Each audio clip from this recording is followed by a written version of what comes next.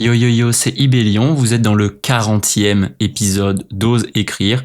Aujourd'hui, un épisode un peu hors série dans lequel je suis replongé dans les thèmes aléatoires que j'ai écrits pendant l'année 2023. Bref, c'est très marrant, très instructif, je vous laisse avec ça et je vous dis à très vite. Des bisous. Moi, c'est Sam, Ibélion de mon nom de plume. Je suis écrivain, coach et j'accompagne celles et ceux qui veulent renouer avec leur rêve d'écriture. T'écoutes un podcast dont l'intention est simple, te donner inspiration, outils, motivation, discipline, bref, tout ce qui peut te permettre d'oser écrire. En gros, c'est un peu dans le titre quoi, ose écrire. Coucou les amis. Aujourd'hui, petit épisode, je dirais hors série. Et j'ai eu un peu un chamboulement dans mon organisation de podcast. Comme j'avais enregistré toutes les intros, fait toutes les miniatures, etc. des podcasts d'après, j'ai dit je n'ai pas d'autre choix que de remplir ce trou du mercredi 20 août. Donc, je me suis dit que j'allais partir de mon premier livre d'écriture créative, qui est celui qui vient de New York, A Writer's Year 365 Creative Writing Prompts. Et ce livre m'a aidé, je pense que sans ce livre, acheté finalement un peu par hasard à New York, je ne serais pas la personne que je suis aujourd'hui. Donc, j'ai fait une vidéo récemment où je parlais de cette routine d'écriture créative et je parlais d'un thème qui m'avait marqué. Je trouvais que l'histoire était marrante, une histoire de société où les gens sont immortels et donc il y a un courant sectaire qui se développe qui permet aux gens de mourir. Je trouvais que philosophiquement c'était hyper intéressant. Bref, je partageais cette histoire plus comme ça. Et je me suis dit en vrai, c'est gaulerie. Il y a plein de trucs hyper drôles dans ces histoires, plein de trucs que j'exploiterai jamais.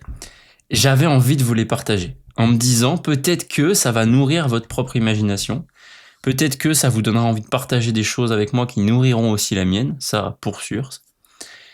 Et du coup, je suis sûr aussi qu'on tirera des leçons de ce que je peux lire. Donc hier, avant de partir, j'ai balayé un peu. En fait, si vous voyez, il y avait déjà des post-it. J'avais déjà fait un premier tri.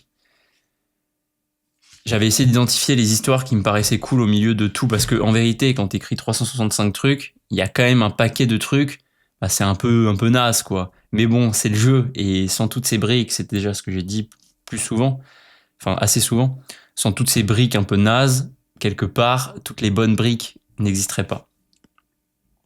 J'ai refait un tri sur celles que j'ai identifiées en post-it, et j'ai mis des petits traits en me disant « Ok, ce serait marrant d'en parler ».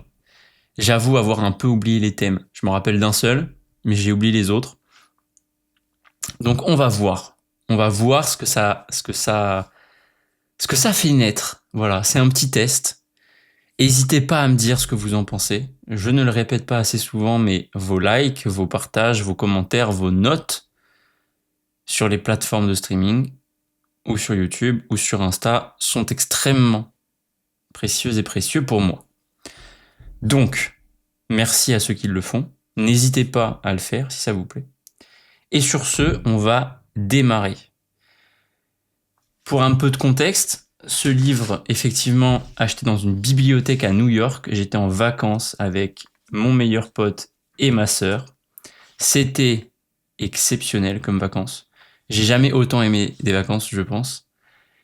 Et j'ai très hâte de repartir avec mon meilleur pote ailleurs, tu vois. Je sais pas où, peut-être, tu vois. On s'était dit, en vrai, Tokyo, ça devrait être marrant. On est tous les deux fans d'anime, de manga, de Pokémon. Je me dis, putain, là, les États-Unis, pareil, tu vois. Il y avait trop de trucs. Enfin, New York, c'était incroyable.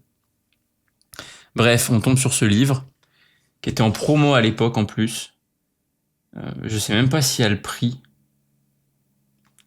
Alors, ce qui est marrant, c'est que il était print in Slovenia, et dire que tu trouves des livres français imprimés genre en Chine ou tu sais pas où Et il y a même des livres américains, alors qu'il y a même des livres américains qui sont imprimés en Europe. Bref, je ne parlerai pas aujourd'hui de la chaîne de valeur du livre, mais nous allons rentrer. Ah oui, non, dernier truc. Ce livre-là, donc je l'achète, septembre 2022. Je le commence pas tout de suite, avec l'excuse très classique, dont j'ai déjà souvent parlé, et dont certains d'entre vous sont probablement peut-être un petit peu victimes. Du « je commencerai plus tard ». Le plus tard étant toujours une date symbolique, à laquelle vous êtes sûr que vous commencerez. Oui, mon œil comme on dit. Donc là, moi, très sûr de moi, je dis non mais je vais commencer début 2023. Eh ben écoutez, le 1er janvier 2023, je ne commence pas. Et il se trouve que j'appelle une pote ce soir-là de janvier 2023. Je lui raconte l'histoire de ce livre. Après avoir parlé de tout et de rien. Et elle me dit, mais pourquoi tu commences pas maintenant? Franchement, fais-le là, t'as le temps. Et c'est grâce à elle que j'ai commencé. Sans ça, qui sait quand j'aurais osé commencer ce livre? Qui sait quand j'aurais osé embrasser ma propre transformation? Qui sait?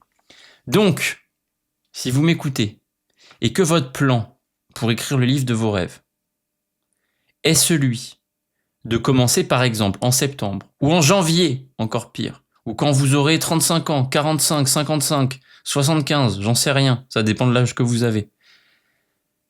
Eh ben, envoyez-moi un message et je vous mets une petite fessée par message en vous disant Bref, c'est parti. Le premier thème qui m'avait fait rire quand j'ai relu, vous me direz ce que ça vous inspire. Mais je pense qu'il y a de belles histoires à faire autour de ça, assez rigolotes. C'était What do cats dream about? De quoi les chats rêvent? Et je me rappelle que j'avais écrit un truc en me disant, ok, il y a deux types de chats. Il y a le chat qui dort, et quand il dort, il rêve du fait que quand il va se réveiller, il y aura un moment où il va pouvoir se rendormir, et donc re-rêver qu'il va dormir. Voilà, donc il est en boucle. Et l'autre, et cela, je pense qu'il y a un truc à creuser, il y a un filon, ça doit exister d'ailleurs, je suis sûr, c'est de creuser le filon des chats un peu démoniaques, tu vois, ceux qui veulent diriger le monde. Vous savez, ceux qui se mettent sur une table, qui vous regardent et qui, pouf, ils poussent le verre et ils l'éclatent sur le sol. D'ailleurs, ça me fait penser, rien à voir, mais c'est très très drôle, allez voir ça. Une vidéo d'un gars, je sais plus comment il s'appelle, mais c'est extrêmement drôle, où en fait il se met à se comporter comme un chat. Et donc tu le vois, il filme en POV, il est avec sa nana en face, et tu le vois, il commence à faire miam miam miam miam miam miam, et il pousse un verre comme ça, et il éclate le verre, et il se comporte comme un chat démoniaque, et j'ai trouvé ça extrêmement drôle. Voilà, il m'en faut pas beaucoup, sachez-le. Moi je pense qu'il y a un truc à creuser sur les chats qui prendraient le contrôle. Voilà. Je pense que c'est un thème un peu récurrent, ça. Les animaux qui prennent le contrôle. Je me rappelle de la série Zoo que j'avais bien aimée. Elle est vieille. J'exagère. Qu'est-ce que j'avais bien aimé aussi? En vérité, tous les livres ou toutes les séries ou tous les films où les animaux ont une place vraiment forte, je suis toujours assez fan. Et donc, typiquement, des chats démoniaques. Moi, ça me parle bien, hein. Et franchement, ça me suit longtemps. Les chats, pour moi, sont hyper inspirants. Voilà pour ce premier petit thème aléatoire. Allez, on passe à un autre. Tac. Ah ouais. Ça, c'était... alors, je vous le fais pas en anglais quand même. C'était écrivez l'incipit d'une romance avec un caractère genre détestable. Et ça, c'est pas mal pour plusieurs trucs.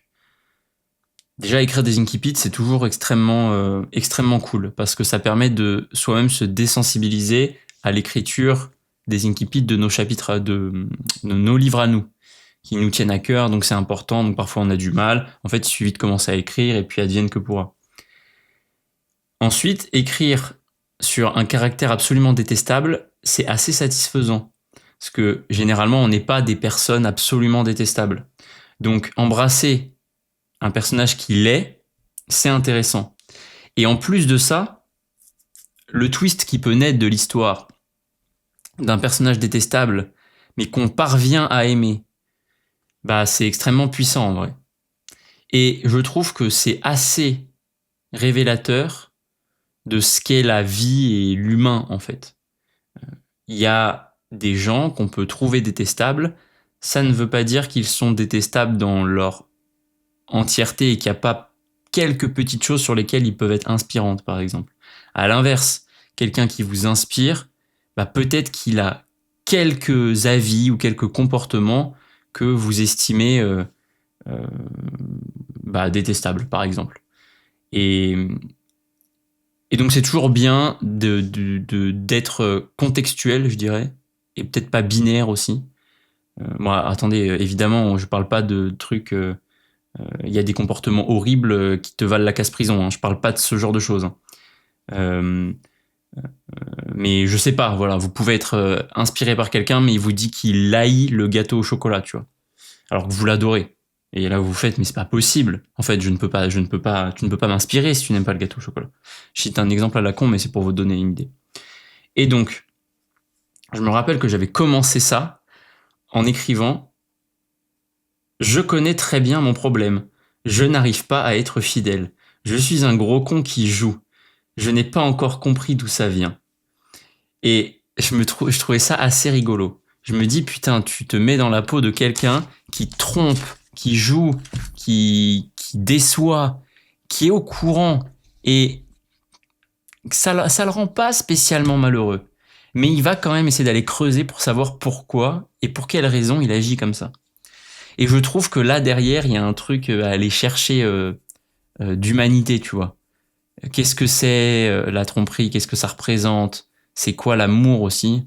Et tu vois, il y a un truc intéressant. Hier, j'écoutais un podcast d'André Comte-Sponville et il a un- il parle très bien de l'amour, des trois types d'amour. Euh, il en parle très très bien. Ça m'a beaucoup inspiré. Et, et ce truc-là me fait penser à une phrase qui dit un moment qu'il faut pas confondre gentillesse et lâcheté. Et effectivement, euh, parfois, t'as cette limite fine. Être gentil pour qui, tu vois? Pour toi, pour la personne d'en face, mais est-ce que c'est pas être lâche aussi, tu vois? C'est toujours l'éternel truc. Là, tu vois, le personnage que je suis en train de décrire te dira oui, non, mais je l'aime, j'avais juste envie de voir ailleurs, et puis je préfère pas lui dire parce que ça va la blesser. Non, t'es pas gentil, là, t'es lâche. Voilà, et t'es un gros con. D'ailleurs, il l'écrit. Je suis un gros con qui joue. Bref, ça me faisait marrer. Et je fais un peu de la philosophie de comptoir à deux balles en vrai, mais c'est parce que l'épisode d'André Comte-Sponville m'a beaucoup inspiré. Je vous invite à aller l'écouter. Il en a fait plusieurs des podcasts géniaux. Il a fait plein de conférences aussi. Notamment, il y en a, je crois que c'est à l'université de Lausanne, qui est extrêmement intéressante, où il parle de l'amour justement, du désir, etc.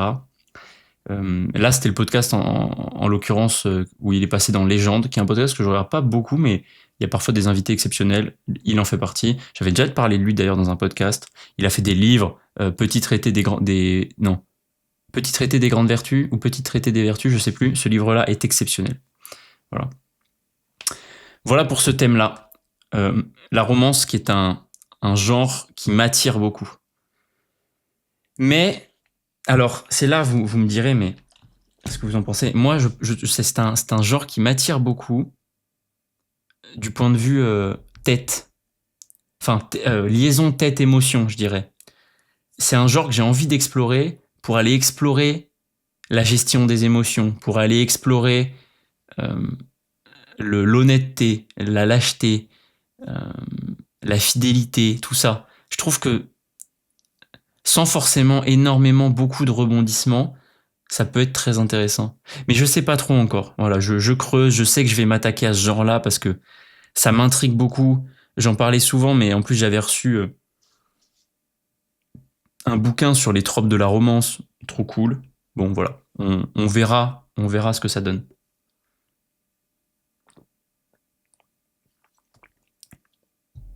Aventure que j'aimerais bien documenter, mais j'ai un problème, enfin un problème, c'est un grand mot, mais documenter l'écriture d'un livre, c'est paradoxalement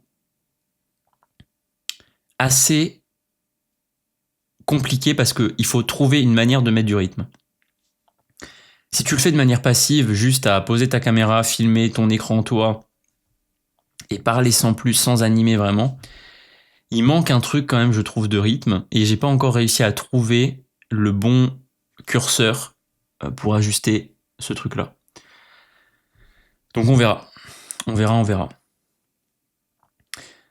Alors un autre thème aussi qui m'avait fait marrer, c'était... et vous me direz ce que vous en pensez, mais si vous deviez mettre toutes vos affaires dans une boîte loin pendant une semaine, lequel vous garderiez, tu vois? Et donc moi j'avais écrit que oui, en ce moment, c'était en septembre 2023. J'avais commencé un peu tous mes projets. Là je disais, voilà, ça va être compliqué parce qu'en ce moment je construis pas mal de trucs, certains outils sont indispensables.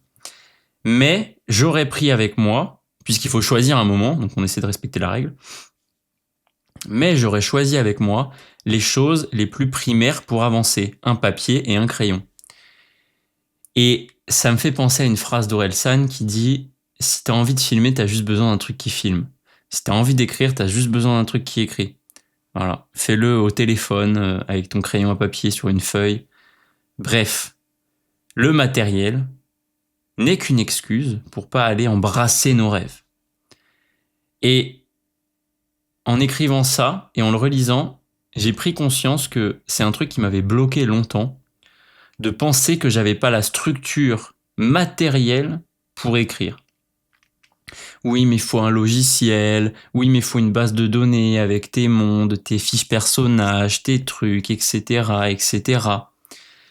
La vérité, c'est que pour raconter des histoires, t'as pas besoin de tout ça. T'as juste besoin d'un truc qui est écrit. Voilà. Alors, rien n'empêche ensuite d'upgrade son setup, comme on dit. Mais pour commencer, c'est aussi une manière d'aller apprécier sa passion. Est-ce que je suis vraiment passionné par l'écriture? Commençons par écrire avec un crayon à papier avant de nous acheter une machine à écrire de l'ancien temps qui coûte des milliers d'euros et des logiciels de traitement à n'en plus finir ou des logiciels de, création de cartes, création d'univers, etc., etc. Après, faites-le dans un second temps, hein, quand vous avez l'opportunité et l'envie aussi. Ce que je veux dire, c'est que ne vous cachez pas derrière les problématiques matérielles. En écriture, on a la chance qu'un crayon et un truc sur lequel écrire, ça se trouve facilement. Et en plus de ça, on a la chance d'avoir quasiment tous des téléphones portables qui permettent d'écrire dans un truc genre les notes, tu vois. Et ça, il y a beaucoup. Alors vous le verrez dans les épisodes qui viendront, notamment dans les épisodes à 2 avec... Est-ce que je peux spoiler? Ouais, en août, il n'y a pas grand monde qui écoute, non? Dans les épisodes notamment avec Manon et Élise, qui elles écrivent sur leurs notes dans les transports, etc. Chose qui, dans ma tête, était inconcevable. Alors qu'en fait, pourquoi pas? Je trouve que c'est une très très bonne idée, et je suis sûr que ça donnera plein d'idées à certains pour se décomplexer vis-à-vis de ça. Autre thème. Ça, c'est un truc, celui-là, ce thème-là, c'est un truc que je vous invite à faire. C'est écrire une lettre à quelqu'un que vous admirez. Et c'est génial.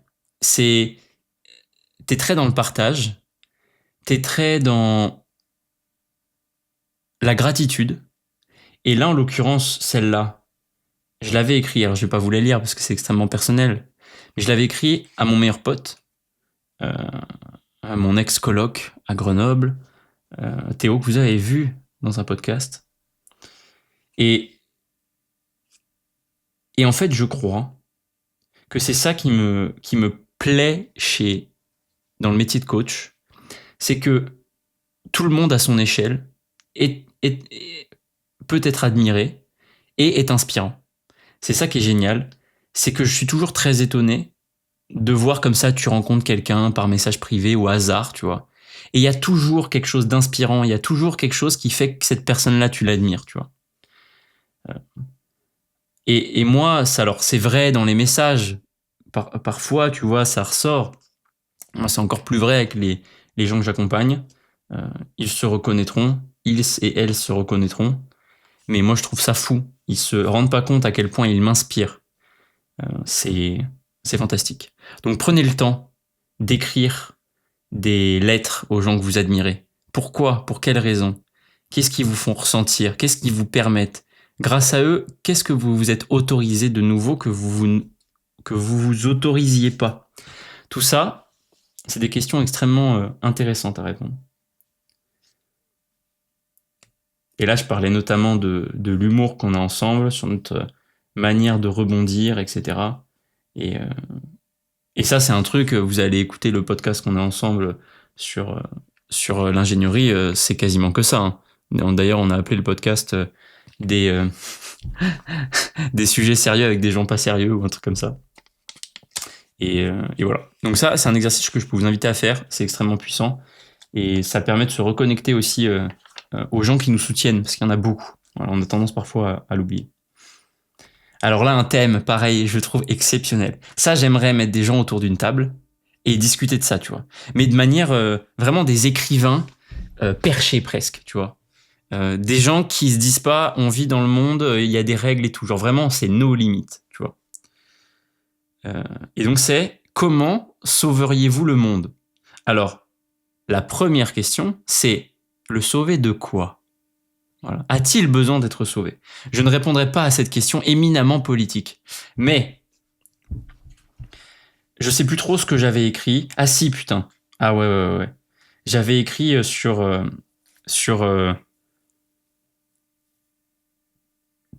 l'influence des gens. Et en fait, pour tout vous avouer, c'est une des premières fois où j'ai pensé à écrire une nouvelle qui s'appelait celle qui est sortie l'année dernière, l'algorithme présidentiel. Inconsciemment, je suis sûr que d'écrire ce petit paragraphe-là, parce qu'il est petit, il fait genre une dizaine de lignes, m'a réinspiré après quand avec ma sœur à l'été 2024, on se dit putain imagine. Et donc ce que j'avais écrit à l'époque, et alors attention, me faites pas dire ce que j'ai pas dit, je me place dans un cadre utopique, vous verrez pourquoi je dis ça. L'analogie que j'avais prise, c'était genre quand tu dois faire un projet, un truc de groupe en classe, t'as toujours des gens qui font rien, tu vois. Dans ton groupe, t'as souvent, pas toujours, ne faisons pas généralité, t'as souvent un gars qui fait pas grand chose, tu te retrouves à faire le travail pour plusieurs, tu vois. Et donc, la take de ça, c'était de dire, quand trop de personnes ont le pouvoir, c'est difficile de se mettre d'accord et d'avancer, tu vois. On est vraiment dans l'optique d'avancer, tu vois. Déjà, un peuple pourrait ne pas avoir cette optique-là.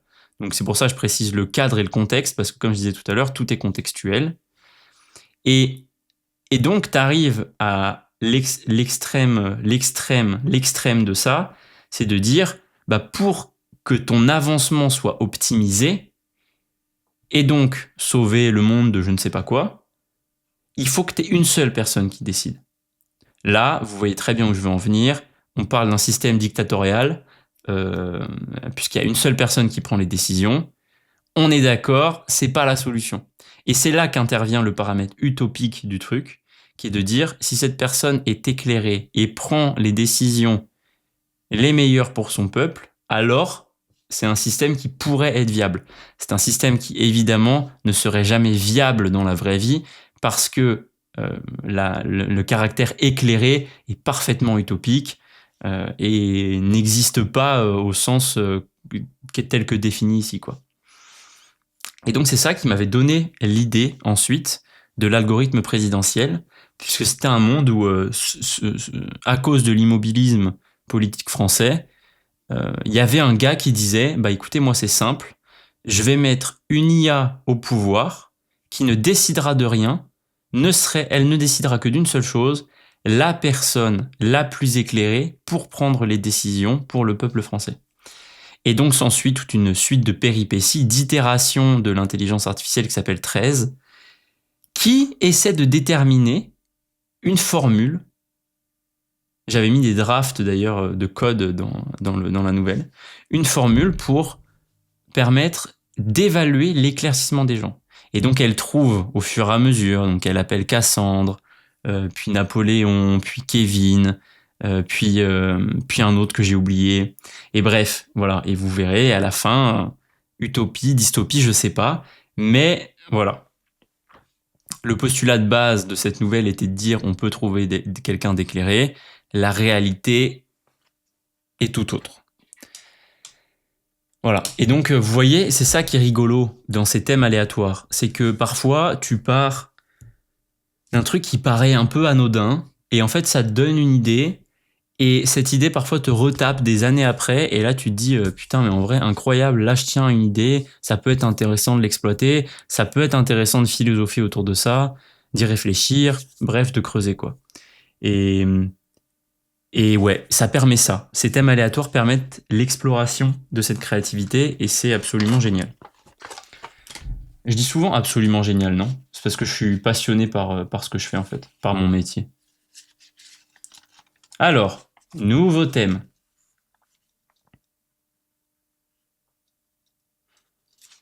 Ok. Celui-là, je vais vous le lire parce qu'en vrai, il est touchant. C'était de quoi as-tu peur et pourquoi? Ça, 24 décembre 2023. Putain, c'est ouf d'avoir écrit ça ce jour-là. Et j'avais écrit, j'ai probablement peur d'échouer et de devoir ne pas vivre de mes rêves. Mais bon, ça, je ne trouverai jamais de réponse, à part si j'essaie et que je me donne à fond. Donc, let's go mon Sam, je me parle souvent comme ça à la troisième personne, ne me demandez pas pourquoi. T'es le meilleur et fonce, parce que ce que tu fais, t'es le seul à le faire. Donc, let's go mon Sam, t'es le meilleur et fonce, parce que ce que tu fais, t'es le seul à le faire. Voilà. C'est beau quand même, je trouve. Et en même temps, j'ai écrit ça en décembre 2023 et je commence à tenter de vivre de mes rêves depuis mars 2025. Vous imaginez le delta qu'il y a eu entre les deux là? C'est un truc de fou quand même. Mais à mon sens, il y a plein de beaux messages dans ça. Tu vois, la peur d'échouer, on l'a tous, mais quelque part, ne pas tenter d'aller réaliser ses rêves, c'est quand même... Putain, moi ça me rend triste.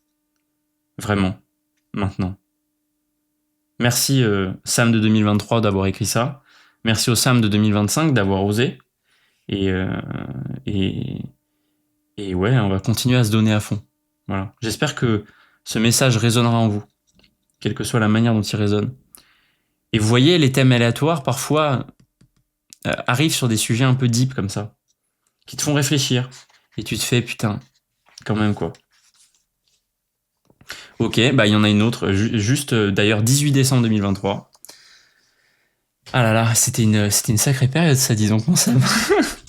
Et donc celle-là, c'est une dont je vous ai déjà parlé, c'est écrire sa lettre mortuaire là. En gros, tu meurs et tu fais ton éloge funèbre, quoi. Voilà, c'est ça le mot. Euh... Putain.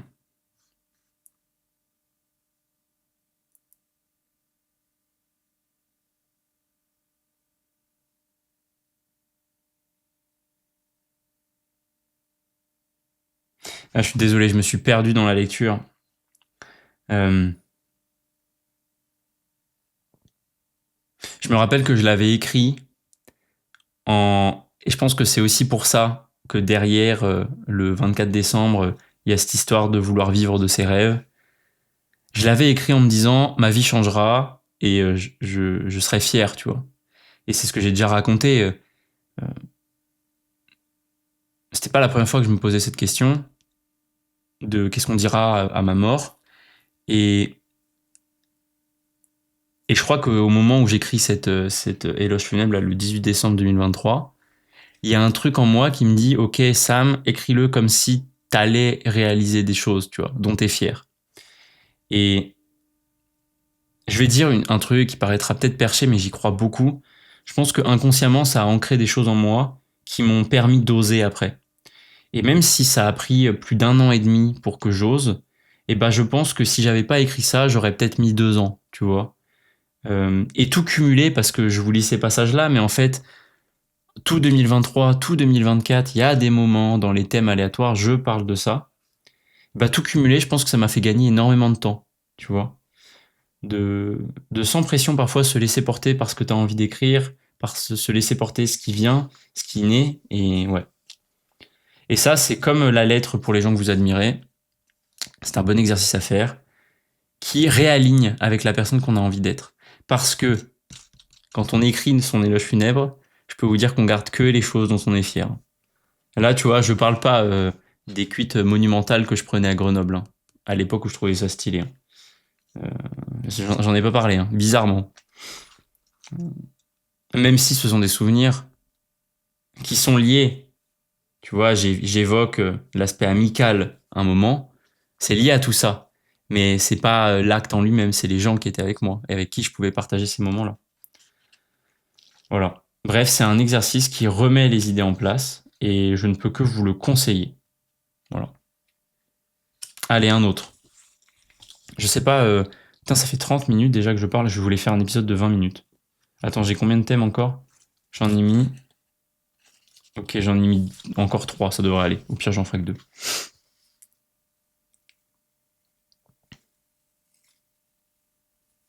2. Alors ça, c'est vraiment... Je sais pas, vous allez me dire. C'était... écrivez une fin alternative à votre nouvelle favorite. Alors, je m'étais tout de suite dit, ok, prends un univers de fantasy qui est ton préféré. Et je m'étais dit... Moi j'aime beaucoup l'aspect dans l'écriture.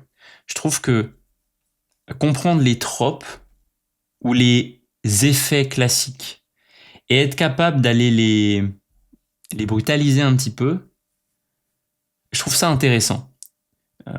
C'est un grand débat d'ailleurs qu'on a actuellement avec Ingrid, qui a fait la bêta lecture de mon tome 2, parce qu'il y a beaucoup d'éléments comme ça que volontairement je mets pas ou que je cut. Enfin, c'est difficile. Alors, je vais pas épiloguer parce que ça serait spoilé, mais j'essaie de prendre certains éléments du déroulement classique d'une fantasy et de dire ce n'est pas comme ça que ça va se passer ici. Et au contraire, vous croyez que, mais en fait, c'est tout l'inverse. Et ça, j'aime beaucoup. Alors, faut toujours faire attention parce que, et c'est un peu le débat qu'on a finalement, parce que les tropes sont aussi rassurants pour le lecteur. Il sait à quoi il va s'attendre quand il lit. Et il y a d'autres manières de le surprendre que de le frustrer en ne respectant pas les tropes ou en les tordant. Néanmoins, je peux pas m'empêcher de penser que c'est aussi bien d'essayer d'explorer des trucs. Les tropes ne sont des tropes que parce qu'un jour, un gars a décidé de pas respecter celui d'avant, quoi. Et dire, ok, écoutez, moi, vos histoires de polar, de machin, c'est bien, mais moi, j'ai envie d'écrire une quête initiatique, en fait. Et ça sera de la fantaisie dans un monde imaginaire.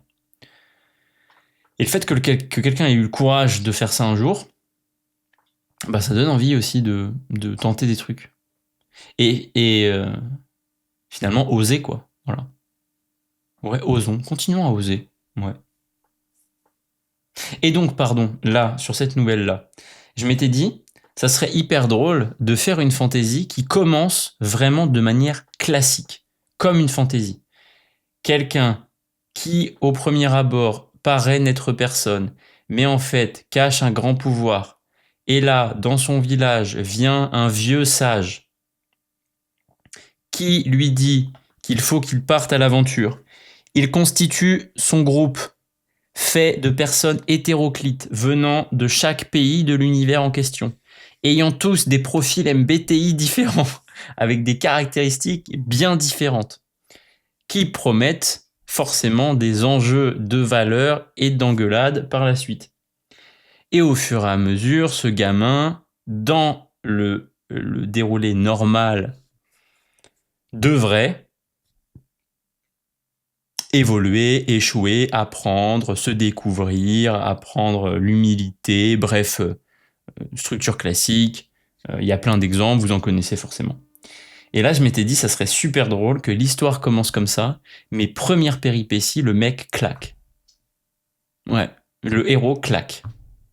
Et tous les autres se retrouvent là en mode, putain, on pensait que c'était la clé et on a perdu notre clé. Et je trouvais ça marrant. Et du coup, je me demandais si vous, ça vous parle, ce genre d'histoire. Est-ce que vous avez des exemples en tête? Et si vous n'avez pas d'exemple, est-ce qu'il y aurait des... Est-ce que ça vous donne des idées? Je suis curieux. J'aime bien cette exploration de, de changement de trope, je dirais, je sais pas, ouais, voilà, exploration, c'est un bon terme. Voilà, vous me direz ce que vous en pensez de ça. Et sur quelle nouvelle vous auriez écrit, vous, votre fin différente, là? Hop, un autre. Ah ouais, ça c'est vrai, c'était marrant ça. C'était en octobre 2023. Prenez la première phrase d'un mail et écrivez, enfin en excluant les bonjours et les trucs comme ça là, et écrivez une nouvelle autour de cette, enfin une histoire, une nouvelle, enfin ouais une page quoi, autour de cette phrase. Et moi je me rappelle que la phrase en question c'était voilà la fiche d'enclenchement informelle. Alors je sais pas si c'est exclusif à l'ingénierie de parler de fiches d'enclenchement, mais c'est grosso modo la feuille qui regroupe toutes les données d'entrée avant une étude. Genre où tu as marqué, ok, cette étude va permettre de faire tel truc. Pour ça, on a telle donnée, le vérificateur sera telle personne, tu peux contacter telle personne, tu as tant d'heures, etc., etc.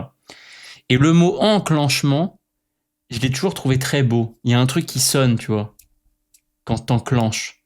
Et du coup, j'avais inventé une histoire avec des gars qui s'appellent les enclencheurs et qui sont en fait des assassins, quoi. Et je trouvais ça stylé. Je sais pas pourquoi, t'imagines, je me suis dit, tu fais quoi dans la vie? Moi, je suis enclencheur, moi. Ouais, j'enclenche. Je trouvais ça rigolo. Comme quoi, l'inspiration se trouve partout, même dans les mails a priori bateaux. Et le dernier thème pour la route, et on s'arrêtera sur ces 40 minutes de discussion qui m'ont fait marrer, vous me direz encore une fois. Ah ouais, ça c'était génial. Génial, génial ici. Choisissez un poème que vous aimez et inversez les adjectifs pour y mettre leurs opposés. Qu'est-ce que ça change et qu'est-ce que le poème vous apprend? Franchement, c'est un exercice de dingue. Je vous invite à le faire. Et moi, je m'étais fait la réflexion un de mes poèmes préférés, c'est celui Si tu veux être un homme, mon fils de Kipling. Je le trouve magnifique. Il est rempli d'équilibre, ce poème. Et du coup, alors j'avais pas fait l'exercice en entier, mais je m'étais dit, alors forcément je choisis Si tu veux être un homme, mon fils. Et en même temps, c'est un poème qui porte sur l'équilibre.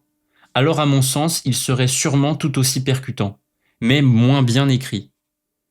Et franchement, c'est pas beau ça? La notion d'équilibre tellement bien décrite que si tu inverses le sens des mots, ça garde son sens. Je ne sais pas si vous voyez le tour de force que c'est. Tu vois, par exemple, je me rappelle qu'il y a une phrase du poème, c'est si tu traverses triomphe après défaite, un truc comme ça. En fait, finalement, là, ça devient si tu triomphes défaite après victoire, après triomphe, pardon. Alors, en l'occurrence, là, c'est les adjectifs, mais bon, vous avez compris ce que je voulais dire. Et je trouve ça vraiment magnifique. Ouais. Et je me demande s'il y en a d'autres. Et est-ce que ceux qui sont les plus beaux sont ceux qui sont vraiment équilibrés? Peut-être pas en vérité. Ouais. Dites-moi, faites l'exercice avec un de vos poèmes préférés, vous me direz. Voilà. J'ai exploré quelques thèmes d'un bouquin où il y en a 365. C'est passionnant, sincèrement. C'est un exercice que je fais toujours. Alors vous voyez, j'ai l'année 2024 ici, là, Ibellion, livre de la créativité. Je l'avais imprimé au travail, relié au travail, et j'avais tout écrit jour après jour. Et voilà, par exemple, il y avait créé une utopie basée sur une ressource inédite, un gouvernement où les lois sont écrites en vers, réfléchir sur la nature et la perception du temps, un dialogue entre un architecte et la ville qu'il a contribué à bâtir. Bref, plein de trucs comme ça. Cette année, je l'ai refait. Je l'ai volontairement beaucoup plus orienté autour de mon univers de fantasy pour pouvoir réfléchir un peu à cet univers tout en explorant la créativité. Mais je remarque, en balayant les anciens thèmes comme ça, qu'ils étaient beaucoup plus vastes et que quelque part, c'était vraiment pas mal parce que parfois, ça amenait vraiment de l'aléatoire sur la créativité qu'on avait envie d'avoir aujourd'hui. Et donc, ça me donne envie de refaire ça avec des thèmes encore plus aléatoires. Ouais, je vais peut-être faire ça. Bref, si ça vous intéresse, vous pouvez me demander, j'ai des templates de thèmes que je peux partager avec grand plaisir sur genre 1 mois, 2 mois, enfin en fonction de ce que vous voulez. Voilà. Sur ce, les amis, je vous dis à dimanche pour l'épisode officiel de podcast. Là, on était un peu dans un hors-série. Vous me dites ce que vous en pensez. Ça, je peux le faire. Je peux en faire des... Je préfère pas compter le nombre d'épisodes que je peux faire avec ce concept. J'espère que ça vous aura inspiré. Osez écrire. Et je vous fais des bisous, les copains. À bientôt. Et les copines, toujours. J'oublie, c'est incroyable ça, Sam. Oh, ça va pas, ça ? Je recommence. Bisous les copines, bisous les copains. À très vite.